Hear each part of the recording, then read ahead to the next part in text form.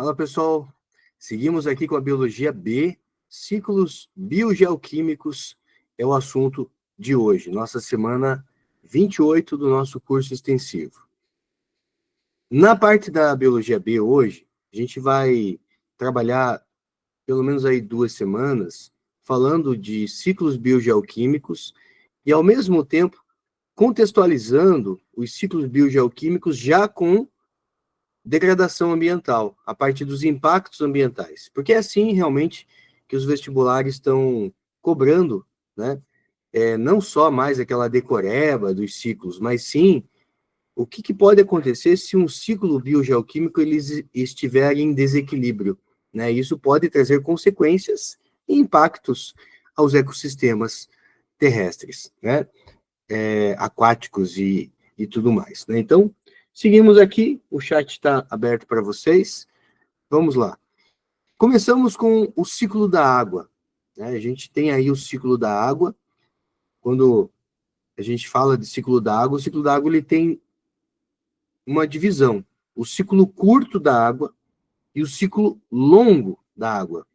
O ciclo curto da água ele envolve a evaporação, a condensação e a precipitação.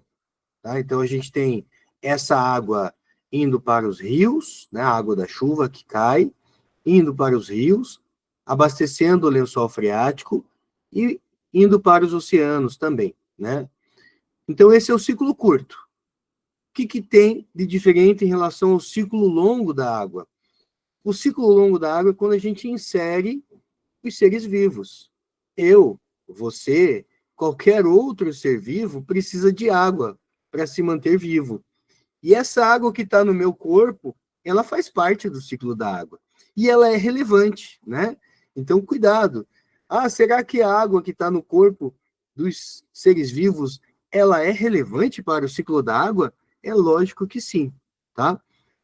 Então, é importante que você saiba isso. O ciclo longo da água vai ter a questão da absorção pelas plantas, né? Da ingestão de água por animais, né? E quando a gente pensa numa floresta, como é o caso da Amazônia, a gente tem uma capacidade de drenar essa água para a atmosfera, formando os famosos rios voadores. Que, gente, os rios voadores, eles levam, né, essa água que foi evaporada, né, e condensada, formando nuvens carregadas que vão ali, né, desviar ali Cordilheira dos Andes, trazendo uma boa parte do território brasileiro é abastecido por água da chuva que vem lá da Amazônia, né? A gente chama de evapotranspiração o quê? A evaporação da água mais a transpiração vegetal. Quando você estuda lá na botânica, não tem a transpiração através dos estômatos, a transpiração através da cutícula, né, das folhas. Essa transpiração ela é significativa, gente. Uma curiosidade, tá? Uma única árvore da Amazônia consegue transpirar em um dia, 24 horas, mais de 1.000 litros de água para a atmosfera. Lógico, né? Água na forma de vapor da água. Então, se uma única árvore da Amazônia consegue transpirar mais de 1.000 litros de água em um dia, imagine a quantidade de transpiração que a gente não tem numa floresta como a Amazônia. Olha a importância, né, dessa vegetação da Amazônia. Bom, dizem, né, que se a Amazônia passar por um processo de desertificação, a gente teria um problema associado ao equilíbrio dos ciclos hídricos, né, do equilíbrio do ciclo hídrico, trazendo problemas seríssimos, não só para o Brasil, mas para outros países, inclusive os Estados Unidos, tá? Sofreriam com a desertificação da Amazônia, né? A gente teria um problema aí, porque uma vez que você tira a vegetação, a água some, gente.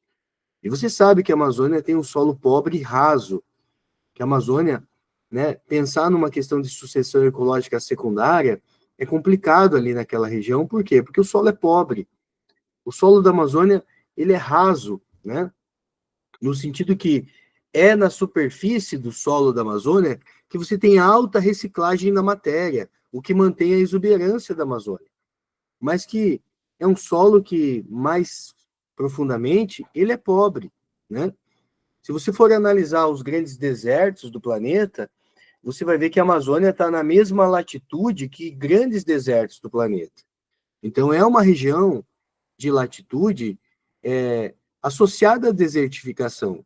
A vantagem da Amazônia é que a gente tem ali uma grande quantidade de rios naquela região, mas se a vegetação desaparece, o rio também desaparece, né? As reservas aquáticas também vão embora, tá? Então a gente tem esse problema associado ao ciclo da água. Quando a gente fala de ciclo da água, além do assunto rios voadores, a gente tem a questão aqui dos grandes aquíferos que nós temos. Aqui no Brasil, a gente fala de 2 aquíferos, né? O aquífero Guarani, que tem uma extensão que pega Brasil, Paraguai, Argentina e Uruguai, e a gente tem o aquífero Alter do Chão, que hoje é chamado de Saga, tá? Saga, que é o sistema aquífero da Grande Amazônia. Os 2 aquíferos são gigantescos. A quantidade de água que a gente tem no reservatório do aquífero Guarani chega, estimado, a 39 mil quilômetros cúbicos de água. Mas isso, se você comparar com o Saga, que é o sistema aquífero da Grande Amazônia, antigamente chamado de Alter do Chão, tem uma quantidade de água, 162 mil quilômetros cúbicos de água. Só para vocês terem ideia, não precisa decorar isso aqui não, tá? A quantidade de água que a gente encontra no Saga é uma quantidade de água, gente, suficiente para abastecer a humanidade por 200 anos, aproximadamente. Caramba! Se a gente imaginar mais de 8 bilhões de pessoas do planeta, dos próximos 200 anos, seria possível essas pessoas sobreviverem só com essa água aqui. É uma quantidade de água imensa. Você vai dizer, por que a gente não resolve o problema da seca do Brasil? A gente não resolve porque tirar essa água, né, é algo secundário ainda. O Brasil, a gente pode contar com outras fontes, por enquanto. E envolveria aqui uma obra faraônica, né? Uma obra muito grande, tirar essa água lá. E você vai dizer, mas espera aí, Giovanni, me parece que o aquífero Guarani é maior do que o Alter do Chão. Realmente ele é maior, em extensão, mas em profundidade, o Saga, né? Ele é mais profundo, então a quantidade de água é muito maior. Isso aqui ainda está sendo estudado, tá, gente? Então, pode ser que a gente encontre novidades aí no futuro. As questões de vestibular e Enem podem trazer algo associado ao aquífero Saga, do Alter do Chão, né? Tem esse nome Alter do Chão por causa da região ali de Alter do Chão mesmo. É uma região belíssima, gente. É uma região belíssima. Mas a gente tem um problema sério que está acontecendo nessa região, que é a contaminação dos rios da região, né? Então, esses rios têm ali uma análise que foi feita recente de contaminação, né? Então, você tem, por conta da exploração da região, né, a questão do próprio uso do mercúrio no extrativismo ali, na parte de uso do ouro, né, para poder encontrar ouro, tudo ali, né, na separação do ouro. Então, tem uma possibilidade da gente falar, tem muita água, mas essa água, ela está contaminada, né, com metais pesados, alguma coisa do tipo. Então, é algo que ainda está sendo muito estudado, tá? Mas é algo que está associado ao ciclo da água, né? Porque a água que está infiltrada no solo também é água, né? E uma coisa que é interessante, a quantidade de água do planeta sempre foi a mesma. Então, a água do planeta não vai acabar, gente. A quantidade de água é a mesma, sempre foi a mesma, né? O que muda é a quantidade de água potável disponível para consumo humano. Essa pode acabar, né? Porque se a gente começa a poluir as fontes de água doce que nós temos, isso vai, né, tendo a possibilidade de um dia a gente esgotar esse recurso. Mas a quantidade de água é sempre a mesma. Muda o quê? A hora a água está no corpo dos seres vivos, hora está no lençol freático, hora essa água está na forma de vapor d'água, né? Hora está precipitando, hora está nas nuvens. Então, essa água, esse ciclo da água, ele é importante que ele esteja em equilíbrio, né? Para que a gente tenha aí a manutenção das chuvas. Envolvendo esse contexto de ciclo da água, vamos falar um pouquinho da poluição da água. A poluição da água, ela acontece por resíduos industriais, uso de agrotóxicos, esgoto doméstico, metais pesados como cobre, cobalto, cromo, zinco, chumbo, mercúrio, né? E esses contaminantes, eles podem acumular no corpo dos seres vivos, processo que é chamado de bioacumulação. Então, bioacumulação quando um contaminante acumula no corpo de seres vivos. Mas, quando eu penso num ser vivo em uma cadeia alimentar, aí a gente usa o termo biomagnificação ou magnificação trófica. Então, bioacumulação é o indivíduo acumulando metais pesados, por exemplo. Agora, quando eu penso nesse indivíduo em um contexto de cadeia alimentar, de teias alimentares, aí a gente está falando de magnificação trófica. E dentro de uma cadeia alimentar, quem está mais poluído? Será que é a alga? Será que é o peixe herbívoro? Será que é o peixe carnívoro? São animais que são topo de cadeia alimentar. No nosso exemplo aqui, quem estaria mais contaminado, né, envolvendo a magnificação trófica, seria esse peixe aqui, ó. Tá? Ainda no contexto, lembra que eu comentei, né? Quando você tem a vegetação ela ajuda na manutenção dos ecossistemas aquáticos. A mata filtra a água da chuva, as raízes seguram a terra, o rio consegue fluir. Mas quando você tem um assoreamento, por exemplo, devido ao desmatamento, o que acontece? Você não tem mais a raiz segurando a terra. Então, essa terra ela acaba assoreando, indo para o fundo dos ecossistemas aquáticos. A água das chuvas vai levando essa terra solta, levando o que a gente chama, então, de assoreamento dos rios. Tá? O rio vai sendo soterrado aos poucos. O uso de fertilizantes também estão associados à questão do impacto ambiental envolvendo a poluição aquática. Você tem fertilizantes que são não biodegradáveis, que alteram a qualidade da água, né?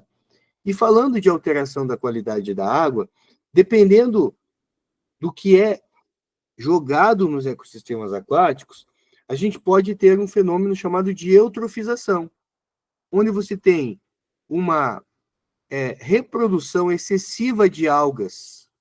Algas, gente, elas se reproduzem excessivamente no processo de eutrofização. O que acontece?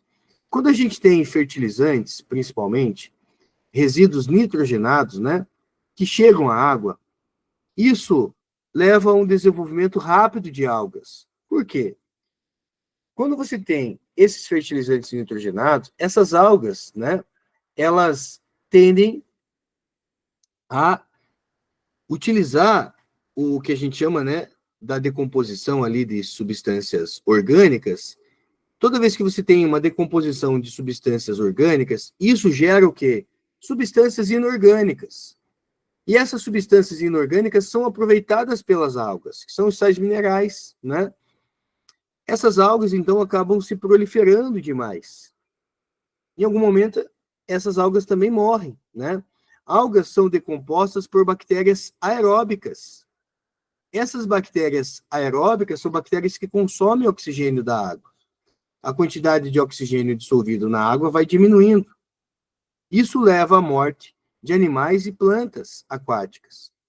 Gente, animais e plantas, peixes e plantas aquáticas morrendo, é mais matéria orgânica para sofrer decomposição. Toda vez que você tem a decomposição de uma matéria orgânica, isso gera o quê? Substância inorgânica, que são os sais minerais, levando à proliferação das algas. E essa lâmina de alga que fica em cima da água, isso acaba impedindo que a luz solar atinja camadas mais baixas, né, de profundidade. E aquelas algas que ficam embaixo da água acabam não recebendo a luz solar, não conseguindo fazer a fotossíntese e morrem. Então, a eutrofização ela é grave porque ela leva à morte de um ecossistema aquático, né? Um rio, o que é um rio morto? É um rio eutrofizado, né? É um rio em que ali já não tem vida mais. Né? A gente vai tendo vários níveis de eutrofização, né? Então, você vê aqui, por exemplo, né, um ecossistema sem eutrofização, né, ou com um nível mais baixo de eutrofização, e o ecossistema num processo eutrofizado, né, aquela água esverdeada. Nem sempre é esverdeada, né? Depende da espécie de alga que está proliferando. Pode ser alga bioluminescente, pode ser algas pirrófitas, né, que muitas vezes liberam uma bioluminescência. Essas algas pirrófitas também podem dar uma coloração avermelhada para a alga meio azulada, né, bioluminescente para a água. Então a gente chama isso de maré vermelha, né? É um impacto em ecossistema aquático. Ainda no contexto de problemas, impactos no ecossistema aquático, a gente tem poluentes que são liberados pelas indústrias e outras, né, formas de liberação de poluentes, como veículos a combustão, que podem levar aí a liberação de dióxido de enxofre, né, e óxido de nitrogênio. É só você lembrar SOx e NOx, óxidos de nitrogênio e óxido de enxofre. Quando você tem um óxido de enxofre misturando com a água da chuva, você pode ter aqui a formação de ácido sulfúrico, né? Óxido de nitrogênio se misturando com a água, você pode ter aqui substâncias ácidas, né? Tanto associado a óxido de enxofre, quanto associado a óxido de nitrogênio. Esses gases, eles se combinam com a água da chuva, formando o que a gente chama, então, de chuva ácida. Só presta atenção, toda chuva é ácida. Mas quando a gente fala de chuva ácida como impacto ambiental, a gente está falando de uma chuva que tem um pH menor do que 5, do que 5,2. Uma chuva comum, ela vai ter um pH em torno de 6, que já é um pH ácido. Mas uma chuva ácida, impacto ambiental, é um pH menor do que 5, 5,2. Isso é chuva ácida, impacto ambiental. Essa chuva ácida mata as plantas, polui rio, danifica monumentos de cidades, né? E pontes também. Então, a gente tem aí um impacto ambiental importante, chamado de chuva ácida. Foi lá, então, o ciclo da água. Vamos para o ciclo do carbono. O ciclo do carbono, a gente tem o quê? A partir da decomposição que acontece no solo, bactérias e fungos liberam gás carbônico. A morte de animais, então, e plantas que são decompostos, isso gera o quê? Gera gás carbônico. A queima de combustíveis fósseis, a combustão, que é uma coisa que está associado à questão, né?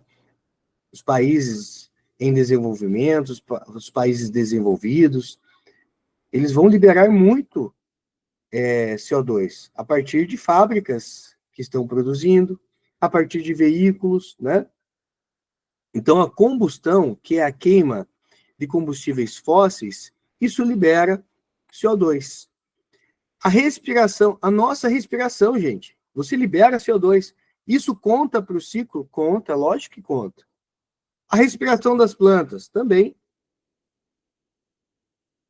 E a fotossíntese? A fotossíntese ela vai fazer um efeito contrário, né? Ao invés de ela liberar CO2, ela vai sequestrar o gás carbônico. Então, enquanto a combustão, a respiração, a decomposição liberam gás carbônico, a fotossíntese, ela traz o equilíbrio, porque ela vai captar esse gás carbônico. Na fotossíntese você tem isso. Usa gás carbônico e água, produz glicose e oxigênio, né? Então, assim, se a combustão é um problema, eu não posso dizer para você respirar menos. Isso faz parte, né? A decomposição a gente também não tem muito questão de controle aqui, mas a combustão é o ponto. Então, buscar energias alternativas é um ponto importante, né? Ao mesmo tempo, reflorestamento, porque De onde que vem a massa da árvore? Vem desse sequestro de grandes concentrações de CO2, tá?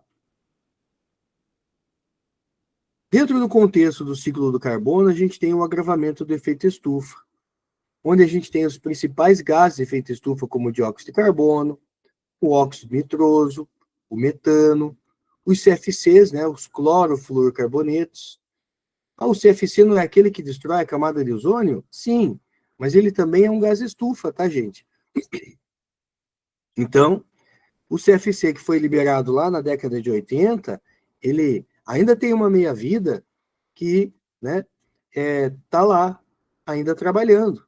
Né? A gente tem aí o CFC, que destrói a camada de ozônio, e a gente continua falando da destruição da camada de ozônio, porque o CFC que foi liberado na década de 80, ele tem uma meia-vida de mais ou menos 50 anos, né? Então ainda está lá o CFC trabalhando. E se ele está lá destruindo a camada de ozônio, ele também atua como o quê? Como um gás estufa. Consequências do agravamento do efeito estufa, né? O aquecimento global. Quais são as consequências do aquecimento global?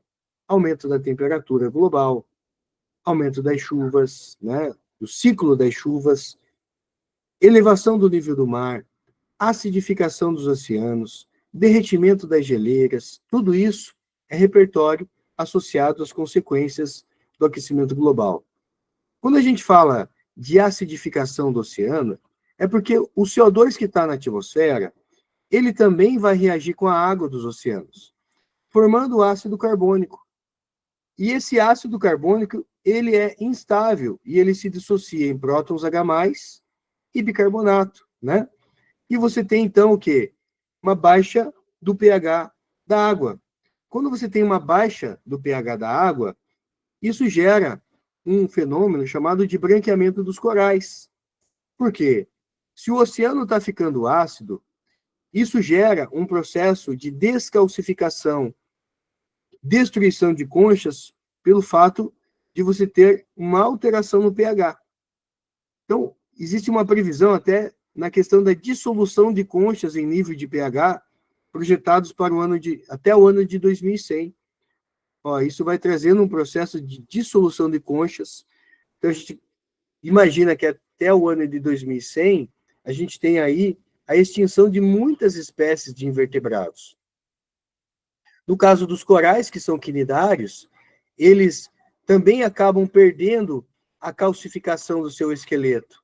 Lembre-se que os quinidários que compõem o coral, eles são antozoários. E esses antozoários, eles têm um processo de esqueleto de carbonato de cálcio, que vai perdendo essa calcificação, isso enfraquece o coral, leva à morte do coral, consequentemente leva à morte das algas ou xantelas, que ali a gente tem o mutualismo, né? Isso leva, então, ao fenômeno de branqueamento de corais. Mas não é só isso que leva ao branqueamento dos corais, tá, gente? O próprio aquecimento global, o aumento da temperatura da água é um dos principais fatores também. O estresse térmico dos corais faz com que eles expulsem as algas. E eles, sem as algas, eles morrem. Então, ao passar por um estresse térmico, os corais expulsam as algas ou xantelas, e como eles dependem delas para viver, eles acabam morrendo. Olha só que, né, situação esquisita. Eu dependo da alga, mas ao sofrer um estresse térmico, eu expulso essa alga nessa associação mutualística, e isso gera a morte dos corais e morte das algas, né? Se os corais perdem as algas, eles perdem a coloração característica, né? Que as algas dão ao recife de coral. E aí fica só o esqueleto lá de carbonato de cálcio, sem vida, né? Isso, gente, tá caindo todo ano no vestibular. A questão do branqueamento dos corais. Ou por aquecimento da água, ou por acidificação do oceano. Vamos falar agora aqui da questão da inversão térmica. O que é uma situação normal? O ar quente, ele é menos denso. E lá nas correntes de convecção da física, esse ar quente, que é menos denso, ele tende a subir, enquanto que o ar frio desce. Quando o ar quente sobe, ele leva os poluentes embora. Mas numa situação de inversão térmica, e é importante você saber que a inversão térmica não é culpa do ser humano. A inversão térmica é um fenômeno natural que pode acontecer no inverno. Onde o ser humano entra? Na poluição. Quanto maior for a poluição, maior a probabilidade, né, da inversão térmica ser mais grave.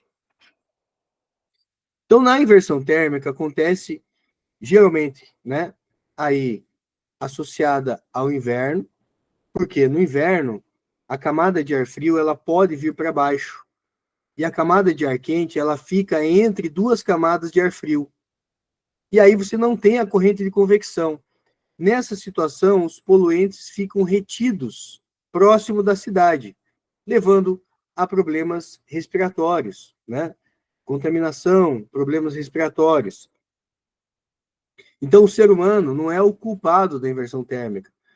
O ser humano é o culpado do nível de inversão térmica que a gente pode ter associado à poluição que fica acumulada próximo das cidades. Em torno de 1 a 3 quilômetros de altitude, essa poluição fica retida, né, dentro da camada de ar frio. Isso intensifica problemas respiratórios, né? Então, aqui você tem o ar quente sobe, né? O ar mais frio, ele tende a descer no inverno. Então, isso leva ao que a gente chama de inversão térmica. Na camada de inversão térmica, os poluentes ficam retidos, tá, gente? Acúmulo de poluentes. Olha aqui, ó. Mais uma imagem mostrando para vocês aqui, ó. Os poluentes ficam retidos e acabam não dissipando, né, para altitudes maiores. O próximo ciclo que a gente vai conversar vai ser o último da aula de hoje, daí eu deixo o ciclo do nitrogênio para a próxima aula. O ciclo do oxigênio. Na verdade, o ciclo do oxigênio está presente em todos os ciclos. Falamos do ciclo da água, tem H2O, que é oxigênio, né? Falamos do ciclo do carbono, tem CO2, né? Então, dentro do ciclo do carbono tem o oxigênio. Então, o ciclo do oxigênio ele está presente em todos os demais ciclos. Você tem lá, né, no processo de combustão de fábricas e veículos, né, o oxigênio ele é, né, um agente importante nesse processo. O oxigênio é utilizado na respiração de animais e plantas. O oxigênio é utilizado durante a decomposição que fungos e bactérias realizam. E aí você tem aqui o quê? O gás carbônico, né, que vai ser captado pelos vegetais, pelas algas e cianobactérias, fazendo a fotossíntese e liberando o oxigênio, tá? Então, hoje, a gente para por aqui. Eu preparei aí, né, a princípio, 2 aulas para a gente falar de ciclos biogeoquímicos, então, paramos no ciclo do oxigênio aqui, tá? Semana que vem a gente finaliza essa parte. Dúvida com relação aos ciclos biogeoquímicos, gente? Querem fazer alguma perguntinha, alguma coisa? De boa? Então, fazemos uma pausa aí e voltamos às 8 horas, tá? Então, 7h54 agora, e aí, 8 horas, a gente volta com a Biologia C.